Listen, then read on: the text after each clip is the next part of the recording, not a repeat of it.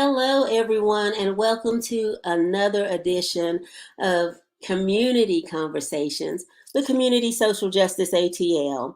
So, listen, go ahead and tag somebody, share this now, because we're talking about a subject that we see, or we think we know it, but do we really? But we're going to talk about it tonight. I'm your host, DeShannon, and listen. Community social justice has been, we've been doing a lot of things lately. We were birthed in the pandemic because we needed to inform people that we know, our community, about things that were happening. We've talked about the state of schools. How does the school navigate in this pandemic? We did shows on racism and religion. We brought some high-powered attorneys on here to let you know about police brutality and what your rights are. We've also talked about voter suppression. We talked about the housing crisis. Should you get the vaccine or not? What's the pros and cons of that? We've talked about some serious issues like domestic violence and how to overcome those things. But tonight, we're talking about a subject that I didn't even, you see it and you think you know it. You think you know what it looks like. But the more I open my eyes and realize that the world is more than my little circle, I realize there's some issues that I need to know more about. And this is one of them.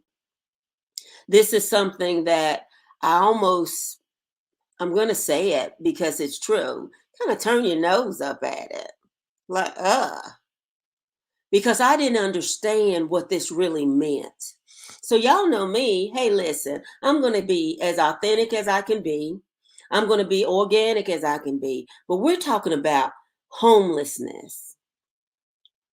And I know you like DeShannon. We know it's the guy on the side of the road that's sleeping under the bridge with a tent. We know what that is. They got family they can go home to. I ain't giving them no money. They can do something else. But let's talk about what that really looks like. How did you get there? What you can do to get out of that? Who really is the face of somebody that doesn't have a home? I want you to go ahead and share it now. Why? Because we need to be about our Father's business. We need to be about more than our own gains and our own families. We have the opportunity to do something bigger and better and greater. And that's what I wanted to talk to you about. Now, we've already vetted our guests. We don't come lactacking on community social justice. We don't just pick anybody to come share information with you. We pick people that we know are going to give you the information you can use.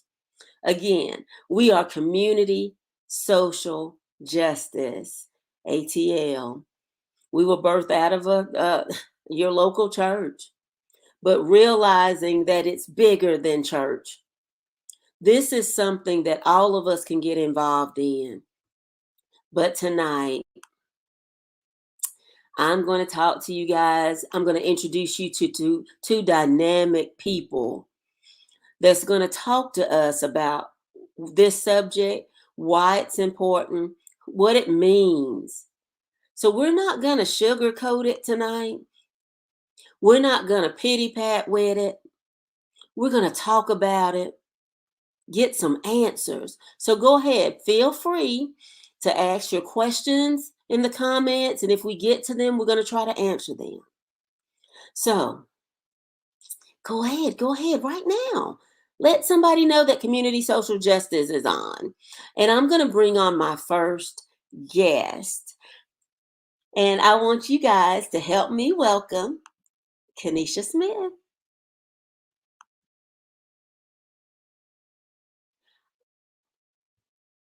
Now, Kenisha, I can't hear you. There you Here go. I am. Hello, everyone. My name is Kenisha Smith. I am a school social worker in the Metro Atlanta area, and I used to be homeless. Okay, so I know people pause right there when you give all of these things and then it's that last sentence. And we're going to dive into your story in just a minute because Kenisha looks fine. She doesn't look like we think. So we want to talk about that for just a minute, but I'm going to bring on my next guest as well. Her name is Angelique Niare. Hold on one second, and she's going to tell you about herself. Did I get it right? Yes, ma'am. Yes, ma'am. Yes, ma'am. Good evening, ladies, and greetings to all of our guests. I'm Angelique Niare. I'm a school teacher, a high school educator. I'm a mom to 3 daughters, and we used to be homeless. And I'm so thankful to be here with you guys this evening. Well, okay, so listen. We already done got the shock factor out the way. Because now listen, I know. We have this assumption that homelessness or people without somewhere to live or somewhere to go does not look like Kenisha or Angelique. We can't even wrap our minds around that. So, Kenisha, can you define the word homelessness?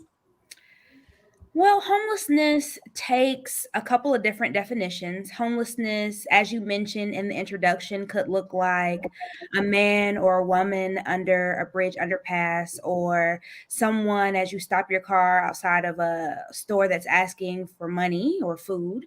It can also look like our children that are staying with family due to having lost parents, or it could be families, college students that are couch surfing because they don't have a place to stay.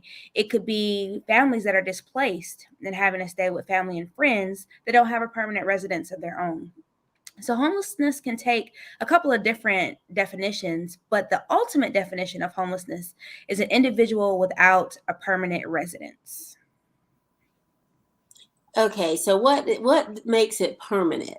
What does that actually mean? A permanent residence could be a couple of things. It could be a place that your name is on, a lease that, hey, my lease says Kenisha Smith. If I'm residing with someone because I've been displaced, that makes me someone that could be considered homeless, at least in the school system. Or if I've fallen on hard times, I've had a house fire, or there have been other things that have occurred, disastrous things that have led me to live with someone else, that would make me homeless. Or if I'm somewhere temporarily, a shelter, a hotel, or a motel. Those are also considered places where individuals that are without homes reside. Okay, so Angelique, when you started out speaking, clearly you're articulate, clearly you're well spoken, you look good. You said you had children, but you also said you and your children were. Absolutely. And so I just gotta understand it because you just don't look like you fit the description of any of that Kenisha described. So how did you get there? Well, it started, I was in a marriage, and the marriage was not going the way that I assumed it would go. I got married very young when I was 20 years old. And then we had children very early in the marriage. So by 22, I had 3 children. I've got a set of twins. So I have an almost 13-year-old and 11-year-old twins. The marriage went south. I chose to leave. There was some abuse taking place, financial abuse, mental abuse, physical abuse. And I made the decision to leave. And upon leaving, we went out of town to Kentucky, where my family is originally from. And I came back to Atlanta because I said, Angelique, you can't keep running away from your problems, So I said, okay, I'm going to file for a divorce. I wasn't working. A friend of mine told me about a program that helps women that are in transition, going through, financial hardships. And so I went to that particular program, and they said, well, we can't help you, ma'am, because you're not employed. So I said, okay. And they said, but we can't offer you housing. And so some of their platform is, if you're working, they'll give give you temporary housing for up to a year and help you save money. And so I assumed that they meant that it would be another apartment or something. But they said, no, we can offer you housing in a transitional facility. And I said, oh, like a homeless shelter? And I was like, oh my gosh. And so I immediately thought about, what we all think about Peachtree and Pine or a Tyler Perry movie. And I'm like, oh my Lord, is someone gonna touch my children? So I'm all nervous. And the lady's like, I can see your face, go check it out. And I went down there and it was set up like a hotel. So every family has their own bedroom. And we moved in there. We lived there for 6 months. And throughout that time, I still didn't find a job. I have been searching. And so that's one of the things that, I'll be discussing is how homelessness is attached to poverty, how job loss and lack of stable income really makes it difficult for families to maintain stable housing. Okay, so you had a circumstance that people can say, okay, I can see that. I can see that happening. Because the first thing somebody wants to say, well, why didn't you go home? Where was your mama at? You couldn't go with your mama and auntie and them. Somebody didn't have no basement for you to go in. And that's what we try to give solutions to someone else's problems when we've not been there. So we have to caution ourselves not to do that. So Kenisha, okay. So Angelique kind of gave us the short version of her story. I mean, because I know it's more to it than that 2 minutes she gave us, but she gave us the short version because, we ain't got but an hour. So, Kenisha, you said you was a school social worker and this, that, and the third, which means you done been to college, you done got your degree, somebody done gave you one something. But the last thing you said, I used to be homeless. So, how? What happened? At the age of 9, so I'll preface my story by saying that I'm originally from Milwaukee, Wisconsin. That is where I spent the first 9 years of my life. And at the age of 9, my stepdad said, hey, there's nothing in Milwaukee for us. So he said that to my mom and I, and he said, we're going to move. Now, in my mind, as a 9-year-old, I thought, there might not be anything in Milwaukee for you. There's plenty here for me. Like I'm enjoying, I was living a very, very good life. My mom is also a social worker, and she was at the time. I had everything I wanted, everything I desired. I spent time with my dad. I had family that I was surrounded by, and I felt like all of that was ripped from me. So literally, my stepdad went a couple of weeks before my mom and I, and he was like, I'm gonna go prepare some things for us. Go ahead. So 2 weeks later, my mom packed up our car, all of our possessions in a Chevrolet Malibu. I'll never forget it.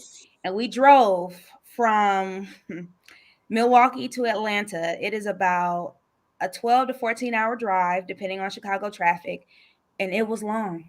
It was a very long drive. And the sense of anxiety that I felt in my heart, knowing that I wouldn't return to be a resident in Milwaukee, it gave me a lot of anxiety. So when we arrived to Atlanta, we did not have a place to stay. My stepdad was a veteran. He was staying in the airport in the Chaplin area at the time. I don't know how he necessarily managed that, but my mom and I couldn't stay there. So luckily, she had a friend that allowed us, as you mentioned, to stay in her basement. And we stayed there during the week, and we visited with my stepdad on the weekends at an extended stay in Decatur off of Candler Road, actually. I'll never forget it because I disliked going there. I literally went from being a 9-year-old. I was in private school. I had everything that I wanted and desired. Like I wore clothes from Gap, Children's Place, Justice. I was surrounded by family and friends. And I felt like I lost all of that when we moved here because my parents didn't have a plan. Well, my mom and my stepdad didn't have a plan, essentially. So literally, we would reside during the week with my mom's friend in their basement. And then on the weekends to spend family time, we would be in an extended stay. And we did that for 2 years. And we didn't have a car. We rode the MARTA everywhere. We had to walk and get groceries. And it was a very interesting experience for me as a 9-year-old, because I did that from 9 to 12, because I just was shocked. Like I lost everything that I had. Like we would go to Value Village to buy clothes versus Gap and Children's Place that I was used to. It was just a complete 180 for me, just based on that experience, because everything we packed, we put in a car. So I didn't get to bring everything from the house, just certain things. So as I grew older, it was just a lot for me to handle. So my experience was a bit younger, but it's something that I kept with me. And I never really thought that I'd be a school social worker. However, I utilized that experience as a passion for my work, as a route for my work and practice. So I spent 9 to 11, I was homeless in an extended stay on the weekends and during the week, in a room that I shared with my mom in her friend's basement. Okay, so we've got the backstory. So I want to talk about something because Angelique mentioned how it's tied to poverty or financials or something like that. And I want to share something with you. I've got a really good friend of mine, and I hope he's watching, because he shared with me just yesterday, as a matter of fact. I was telling him I was getting ready to do this show, and he said, "Is anybody in the car with you?" And I said, "No." He said, "Because I want to tell you something." And I said, "Okay." He said, "I'm homeless." I was like, "What?" And he was like, "Yeah." And his story is similar to yours, Angelique. He was in a relationship, and that broke up, and he's left trying to find a place to live. And he has a past that is way past that's affecting him today. Sometimes you've paid your quote unquote debt to society, but you still are reaping the repercussions of that today, which may be hindering him from securing an apartment. Right. And so he was like, I sleep in my car, my truck, and I shower at the truck stop, and and he lives what I considered so normal. I mean, he looks good. He dresses well. He smells amazing. He's, you know, but when he shared that, I asked him this question that I'm going to ask you guys.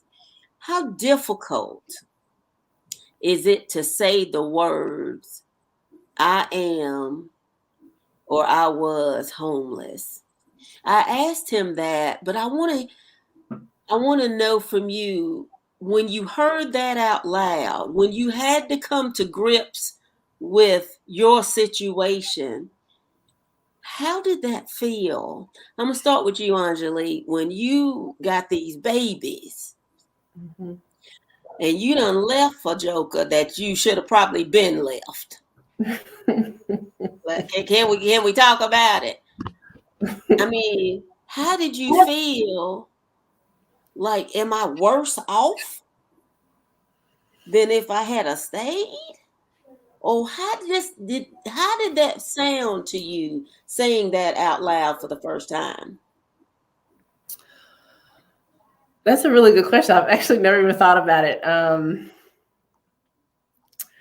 Before I wrote a book for moms, and before I published the book, I asked my children, because the book was started because we were in the shelter, we were living there, and inside one of the bathrooms, the mom was talking to her daughter, like kind of cussing at her and stuff while she was doing her hair.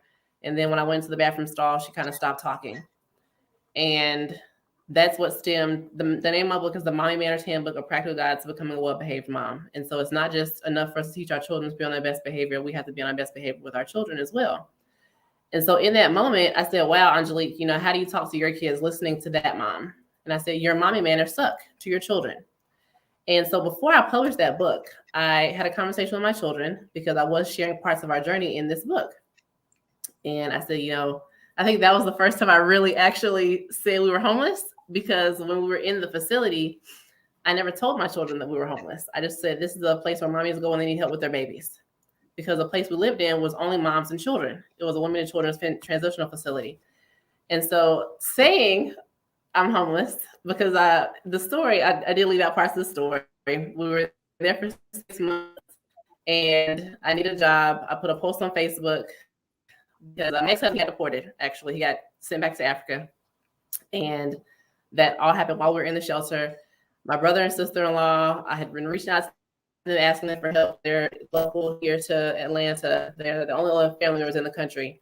And then both their cell phones didn't work anymore. And I was like, oh my gosh, she got deported and now their phones don't work. They just don't want nothing to do with us. So I was frantic. And so I felt like what I believe to be the Holy Spirit say, Angelique, reach out for help. And so I thought I had already reached out for help by moving into this facility, but I just wasn't getting anywhere, it felt like. And so I put a post on Facebook and I said, my children and I have been living in a transitional facility and I just need a job. And so even then, I still never said the words homeless, And so now I go back to the facility that we lived in, and I teach parenting classes to those same women that were living in the same facility we lived in. And I just think for me, thinking about where I was, the term homelessness is just a word. It's what you feel that's surrounding it. It's the sadness, it's the frustration, it's the feeling like you are a failure, especially as a mom, feeling like you can't even take care of your children. Lady, you don't even have nowhere to live. You can't feed them. I didn't have food stamps. I didn't have a job. Thankfully, the facility gave us breakfast, lunch, and dinner. Like, that's how I fed my children for 6 months of my life. And that's embarrassing to say that, I can't take care of myself and my children. I can't take care of the responsibilities or the blessings that God gave to me. And that alone made me feel stressed all the time. Thankfully, my twins were pre-K aged, and so they were able to go to the Atlanta Children's Shelter, which is a daycare center, a free daycare for children that are homeless in Metro Atlanta. If it was not for them and my children being me to have space between my children, me and my children, it's, as a single parent, it's constantly feeling like you can't think straight. You can't get your thoughts together. You can't create a plan. And so by them being able to go to daycare, I couldn't afford daycare. Obviously, it's way too expensive for babies to go to daycare, especially 2 of them at the same time. And so just thinking about how all of that made me feel, I think those things weigh more heavily on my spirit than just the word homeless. I just don't have anywhere to live right now, but it's everything else that kind of weighed me down more than just saying, oh, okay, I lost my house, or I don't have a bed of my own to sleep in. You know what I'm saying? I do. So, Kenisha, as a kid, though, you in 3rd grade and everybody else is going home on the bus or wherever they're going, and they wanting to come play dates, and can you come over? Can we come to your house?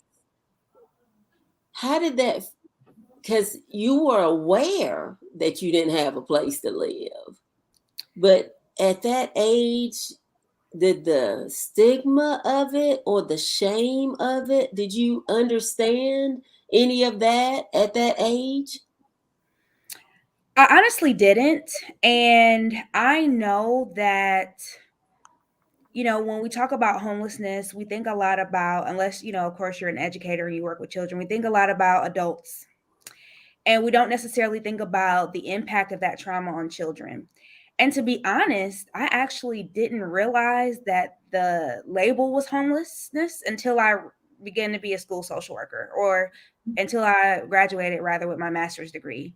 And I was able to define what homelessness was based on my work experiences. So I look back and I was like, wow, because my mom and my stepdad did a great job of camouflaging what our situation was. So when I look back on it, I say, okay, my stepdad was living in the airport, in the chaplain space. I don't know how he maneuvered that. And then as a veteran, he was able to go to the Salvation Army on Lucky Street.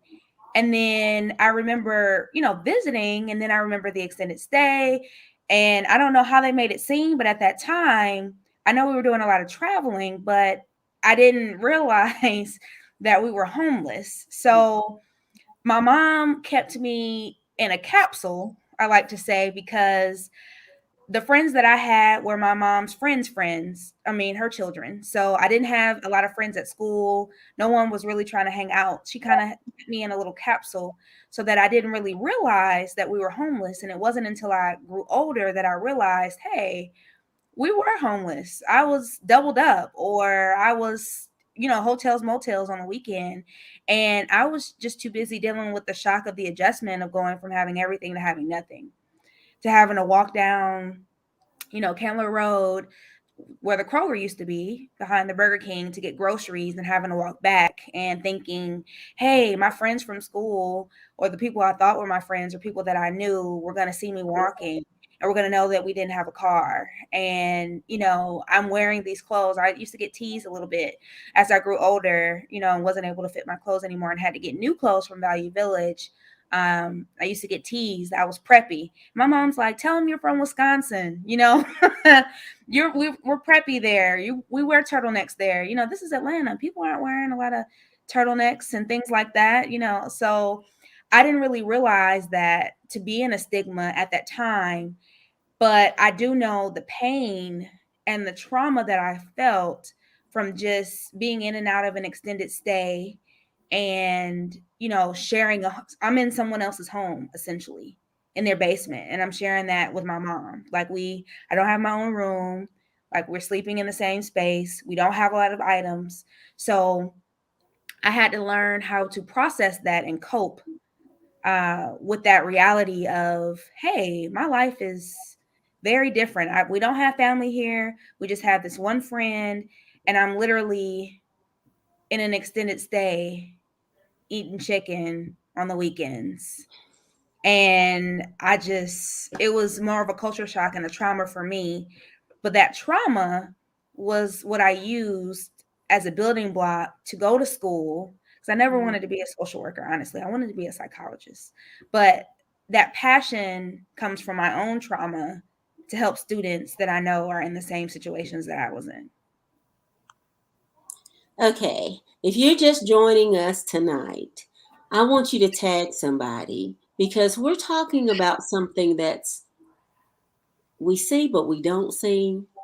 We say but we don't say. We turn a blind eye to it when we at the red light on the, or we just got off the exit, because this is something we don't want to deal with, really, because we think it's not affecting us. We're talking about homelessness. And I just learned another term just maybe about 30 minutes ago that I want to get into. And so just let somebody know that we need to be educated. I've got two dynamic women who said the words on the screen, I used to be. And if it sits on community social justice, we're here to empower. We're here to educate, but we're also here to empower. So as my guests come back on for this second half, we're going to get to who this affects, how to be like them, where we can say, I used to be. But let's just be honest. Half of us just one paycheck away from trying to figure it out. We ain't got no whole bunch of money saved because we wearing it. We spending it. We're living in somebody else's house now if we renting apartment, something else. So let's not turn our nose up and turn a blind eye and turn our back to something just because it's not affecting you today. My name is DeShannon. I am your host, and we finna dig a little bit deeper. We're getting ready to pull some of the covers off, because this could be us in any moment. Shoot, I'm looking at my grown adult children. Shoot, they homeless. They don't live here. They ain't paying nothing. They need to be tuning in, because we finna give them some help here. So just when you think this ain't you, somebody said earlier, I don't know if it was Kenisha or Angelique, if your name ain't on it, it ain't your mortgage, you ain't on the lease, you just living with somebody. Listen, we're not talking trying to shame you. We're trying to help you. It's when we stop being shame of our situation, because we don't tell people our business. What go on in our house, stay in our house. That's half our problem right now. Because Angelique had to actually open her mouth to get some help. Somebody had to tell somebody that we don't even know you need help, because you don't want somebody to know it. We got to stop we're holding our own self back. But I'm going to bring my guests back on. They're going to reintroduce themselves just in case you missed it the first time. But listen, I'm listening intently, because I'm telling you, Angelique's story ain't so much different than a lot of ours. Because I could have been easily hurt last year. I was left trying to figure it out. So I want you to share it, tag somebody, and say, listen. I want you just to hear what these ladies got to say. So let's pick up where we left off, guys. And we're going to reintroduce ourselves. Kenisha, go ahead and reintroduce yourself. Angelique, reintroduce yourself to the people just joining us now, and let them know who you are. Hello, everyone. My name is Kenisha Smith. I am a school social worker in Metro Atlanta, and I used to be homeless. Good evening, everyone. My name is Angelique Miare, and I am an educator in the school system, high school education, and I used to be homeless. I'm telling you, when you just look at these women, they're accomplished, they're smart, they're beautiful, they're well-spoken. You would not fathom that those I used to be would end that sentence. My friend, who literally, we was just out eating wings, having a great time, shared what he shared with me. I couldn't believe it, because we're good at presenting well. So I want to talk about, how do we help? I don't even know if that's the right term, but no, let's hold off on that.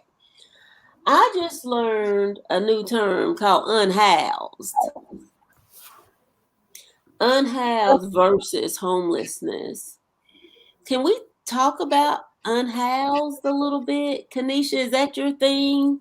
Is that closer to asking you first? I want you both to piggyback in, because that sounds a little bit better than just being homeless. Unhoused. What does that actually mean?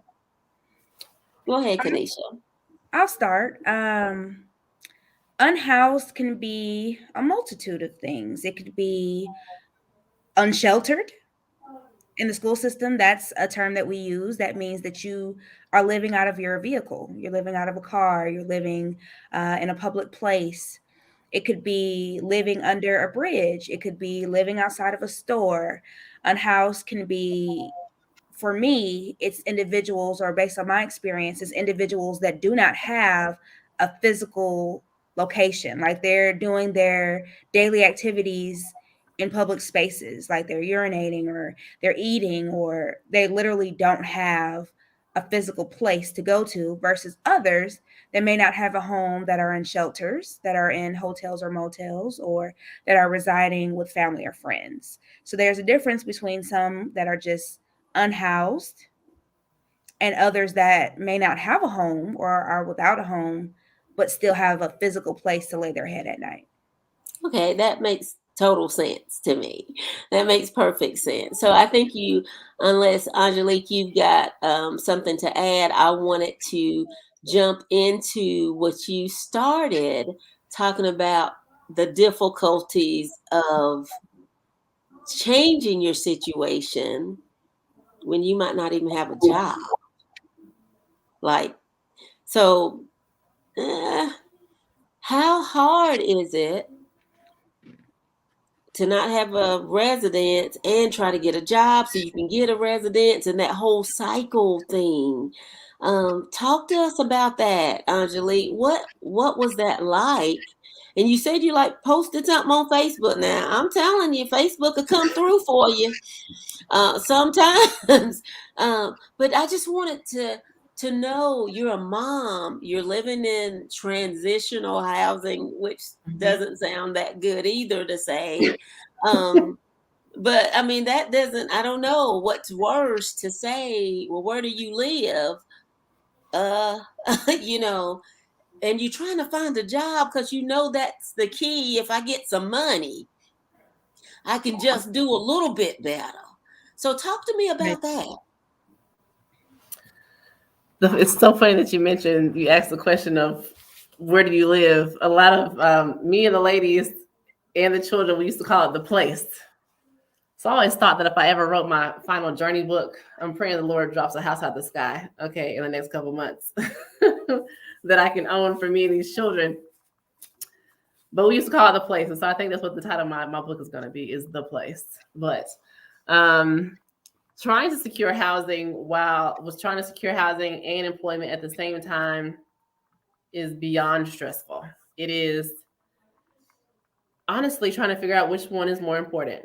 Which one should you try to get first? So for me, I was an extra on TV shows. Since we live in Metro Atlanta, I was on Being Mary Jane. I was on The Haves and the Have-Nots. I was on, there was another one, the one with Tashina Arnold, Survivors Remorse. And I just thought to myself, like, if these people knew when I left set I was going back to a homeless shelter, they would probably think I was crazy. But that was the only amount of money, the only way I was generating income at the time. All I had left was my little Honda Accord.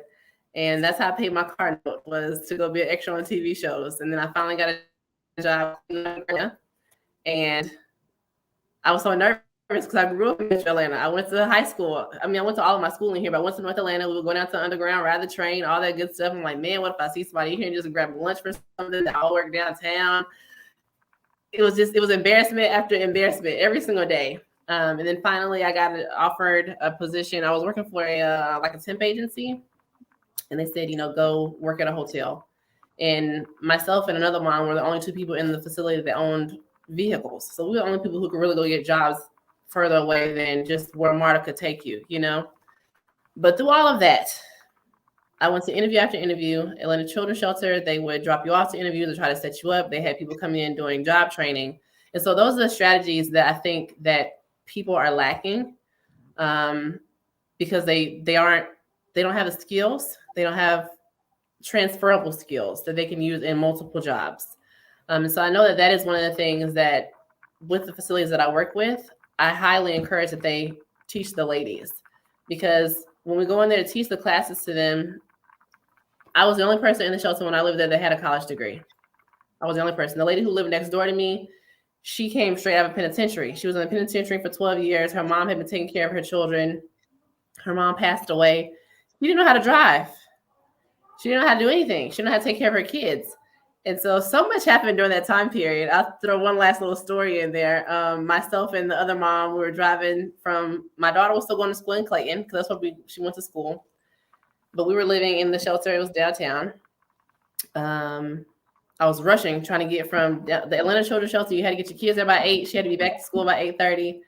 It was me rushing on the highway. I'm speeding on the highway, speeding on the street. I got pulled over back in January, but I got moved into the shelter in February, so I never paid the ticket. I went to court in DeKalb County, and they said, oh, okay, well, you can just pay the ticket online. I had never got a ticket before, so I assumed they meant whenever I got the money, I could pay the ticket online. That's not what they meant. They meant you had to pay the ticket the same day you went to court. So now there's a warrant out for my arrest, and I don't know it, right?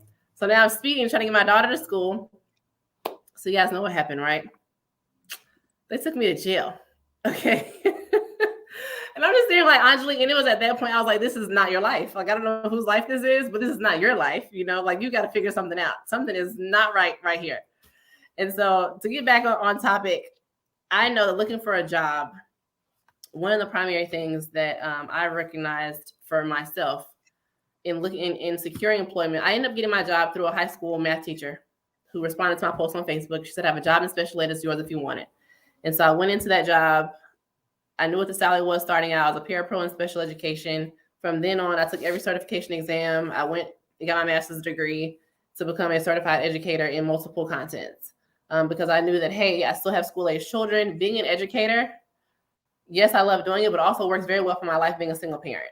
Okay, so a lot of things that I do in my life does revolve around making sure me and my children are okay.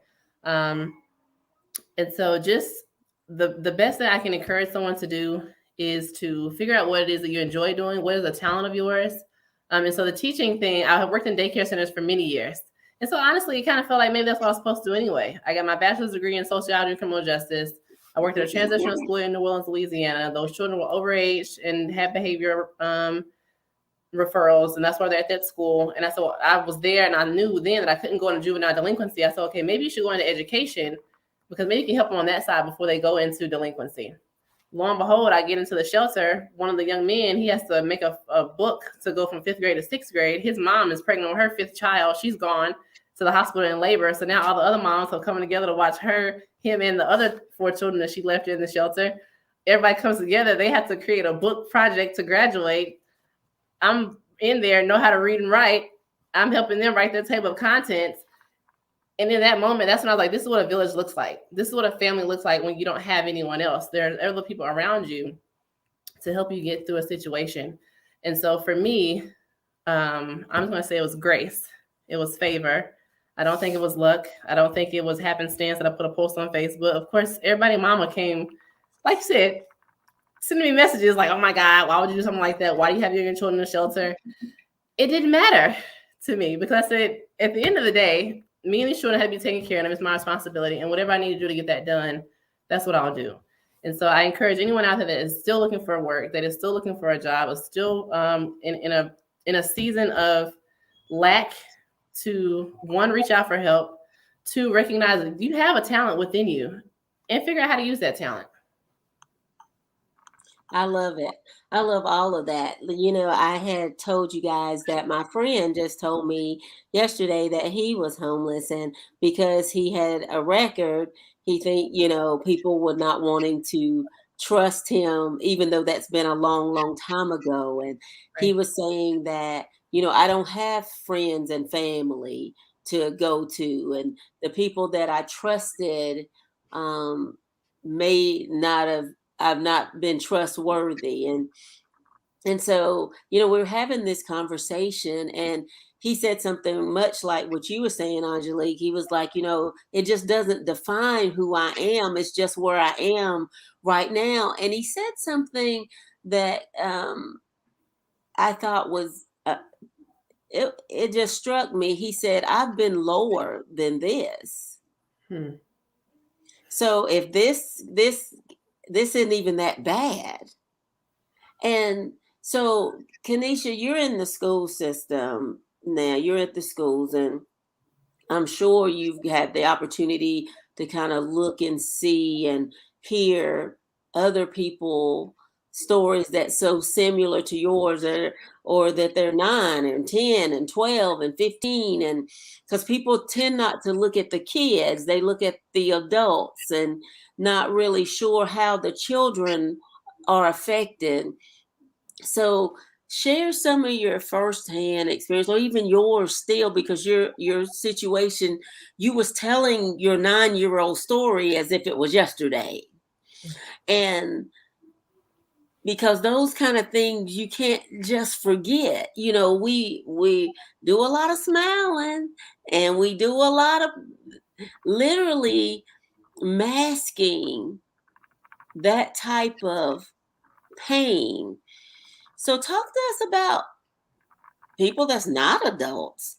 How are they dealing with this situation? Or you can even share how you dealt with it. From 9 to 12 is very formidable years.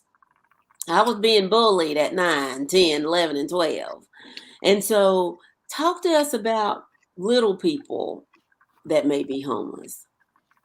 So what I learned from my experience and with my studies, with my work practice, and maybe Angelique can also agree with me on this, is that school builds resilience for children.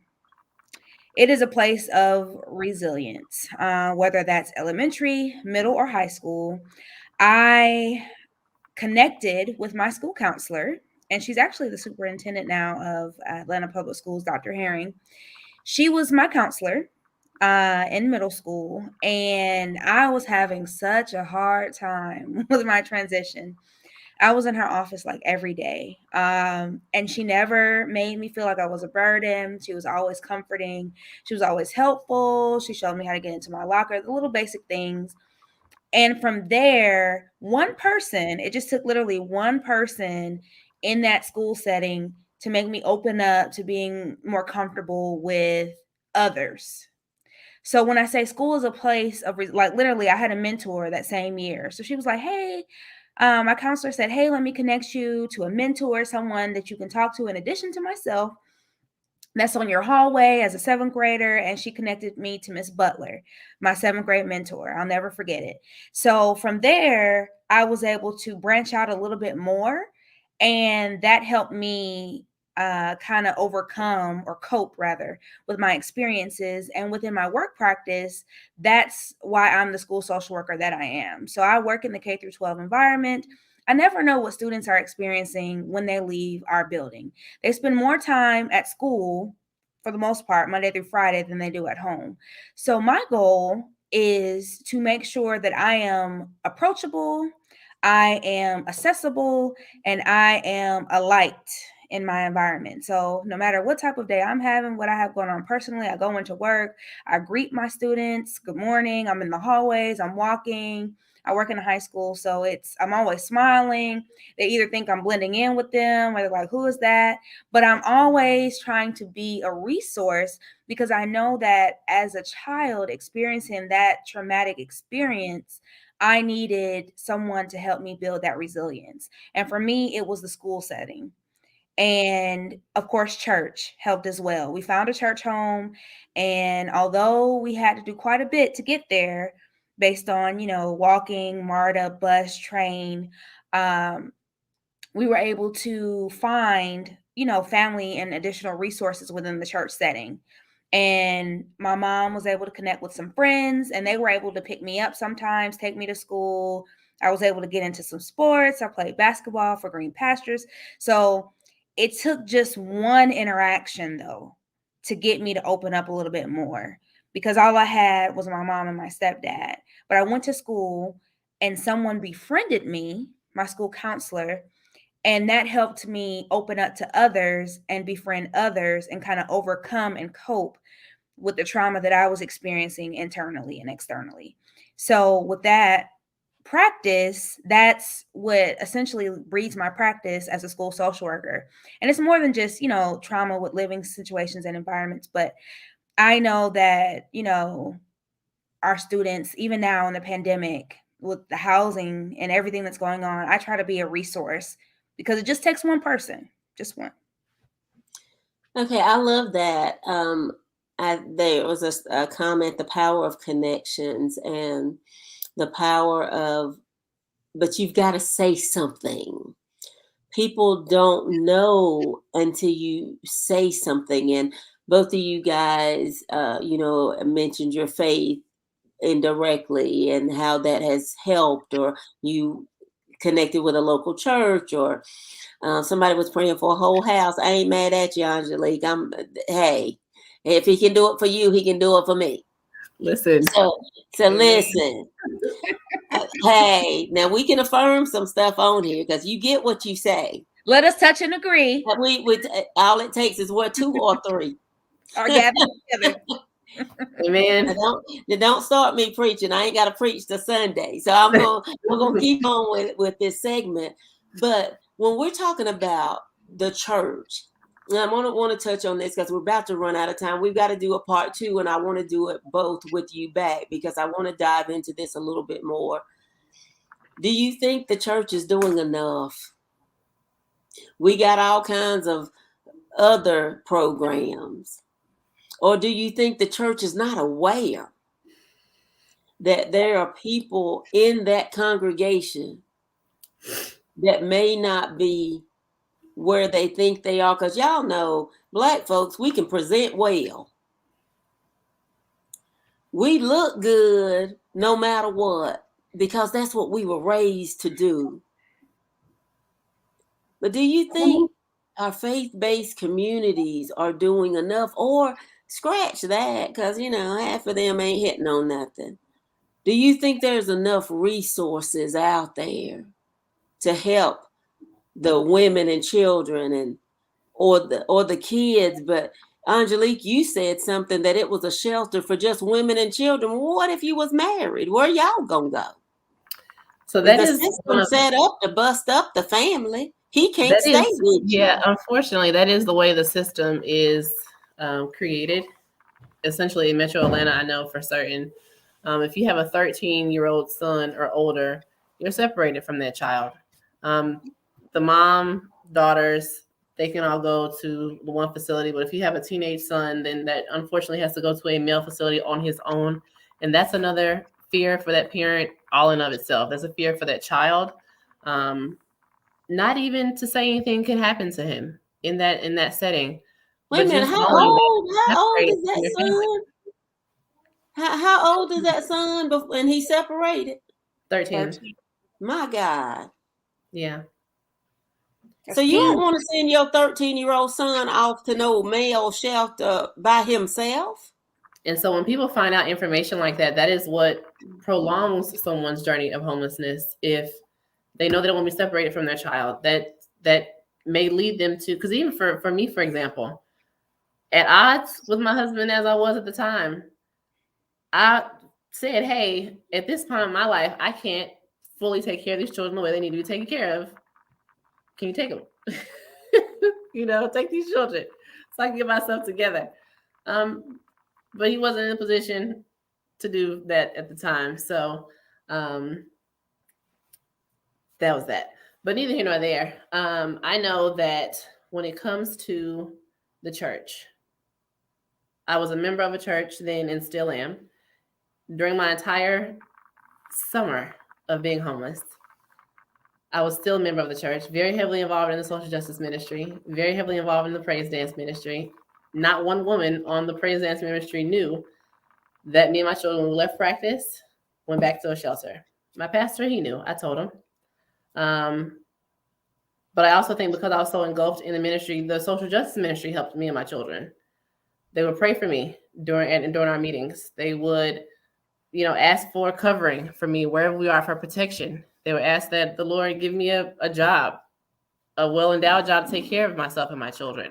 And so I know for me, I remember going to church one day and a lady went down there. For some reason, it was kind of abnormal because typically at the church, we don't do testimonies, like they used to do back in the old days when I was a little girl. For some reason, this particular Sunday, it was in the summertime. A lady went down there, saying that she was homeless and she needed somewhere to live. And next thing you know, people were coming down there, giving her money at the altar and giving her cards and all these things. And I remember one of my friends was at church and was like, oh, why don't you go down there and say that? And I was like, the Lord said that he did it. I saw him do it for this girl here. He's going to do it for us. Okay. It's, I wholeheartedly believe things like that. And it could be my pride. It could be my pride at the time of being ashamed or not wanting to tell anybody what's really going on. But I was also a CASA, representing children in foster care for Clayton County Juvenile Court. The mom on the case she had about 4 children. I had 2 of her children on my case. She ended up getting her children back that year. She had been strung out on drugs. All of her kids were separated, except for the 2 girls that were both on my case in the same foster family. That same summer, this lady at the church got blessings rain down on her head in the service. This lady got all her children back. She was able to get clean. She had a brand new baby. She was able to get housing. And when you're doing stuff like that, you have to have space for all the children. Those were the signs that I saw. That if God would do it for them, I know he would do it for me and these kids. And that's just how I live my life. One of the things Pastor always says is, I think he says, it's like, if Pastor's in the neighborhood, he's on your street. Something like that, And so I'm like, daggone it, he right here in the atrium. He going to drop it out the sky for me and these kids, So that's pretty much all I have to say for tonight.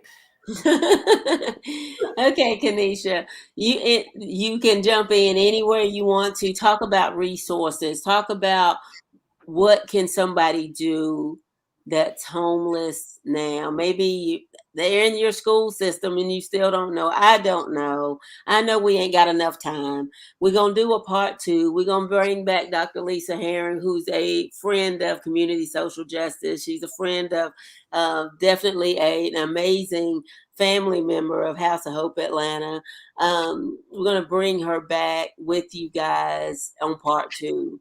But okay, because I didn't even know those shelter existed that you was talking about, and free daycare. If you're in, all of that stuff is new to people who may not know where to go, what to do. So we done ran out of time. But what we gonna do is gonna say what you gonna say. We got time for that. And knowing, guys, that we're gonna come back with part 2. We can't just leave y'all hanging because we've just now scratched the tiny surface. I mean, like the tiny bit of surface. And, who knows? I might even bring my friend on and tell his story because it's an amazing story. But I'm going to start with you, Kenisha.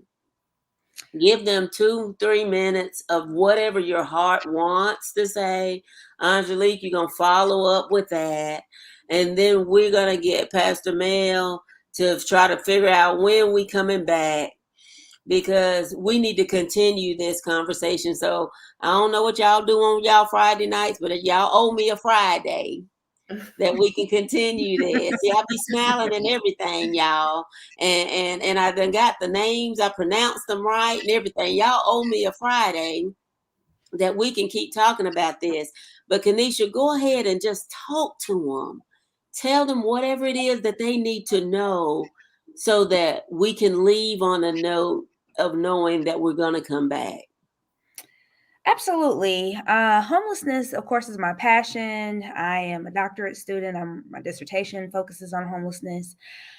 The main thing that I would gather or state is that no one would know that you're homeless unless you say anything.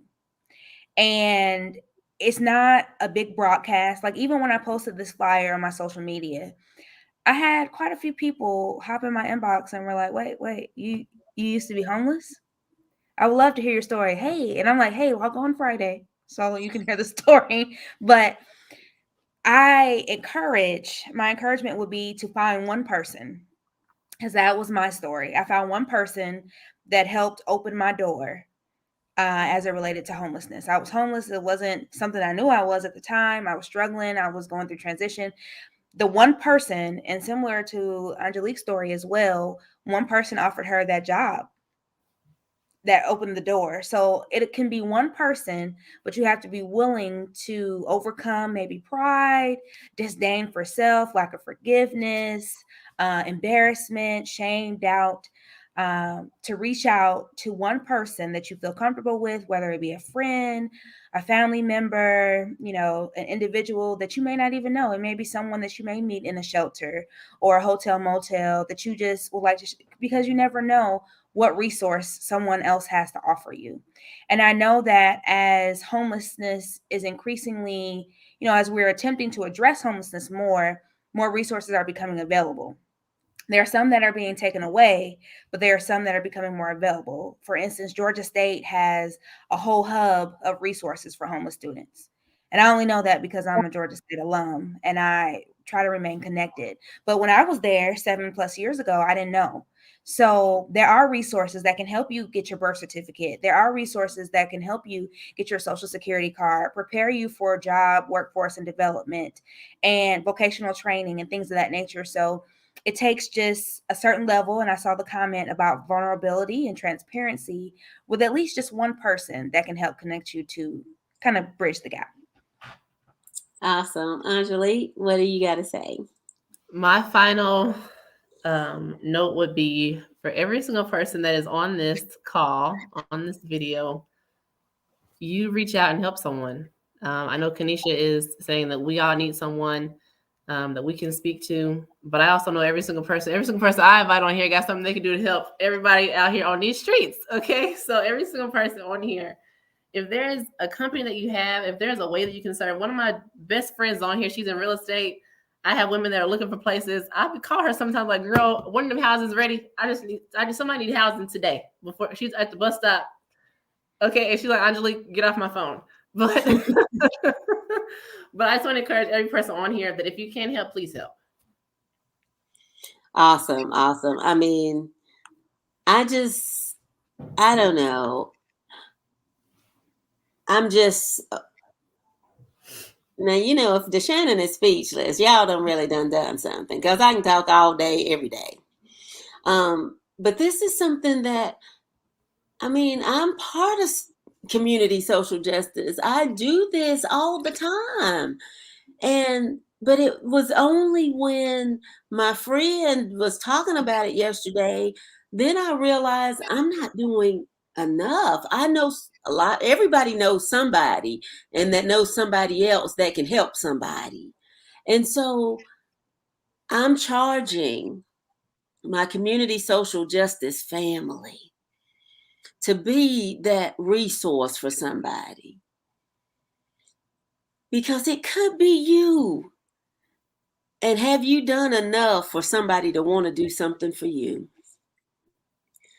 The old folks used to sing a song, I'm sending up my temper. That means that they praying, storing up prayers for the day that they need one of those prayers to come back. So I want to talk to you guys. I want to just tell you that community social justice is here for resources. We're here to help you. Reach out to us. Send us a message, because we can connect you with somebody that can help you. We don't know what we can do unless you tell us what you need.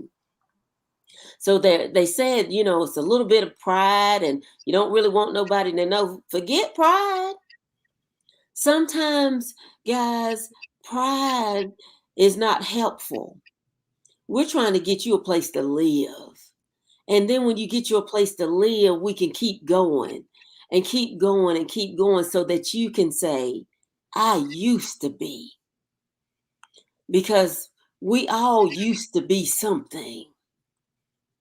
And it's only when we share our story is how we help someone else. So listen, we're going to be talking about some stuff, but we got to get part 2 back. So the ladies that have committed, they ain't really committed, but I'm hoping they committing, because I'm saying it live and they can't go back on it. So I'm already saying they committing to part 2. They smiling now, but once we go off live, they might not be smiling.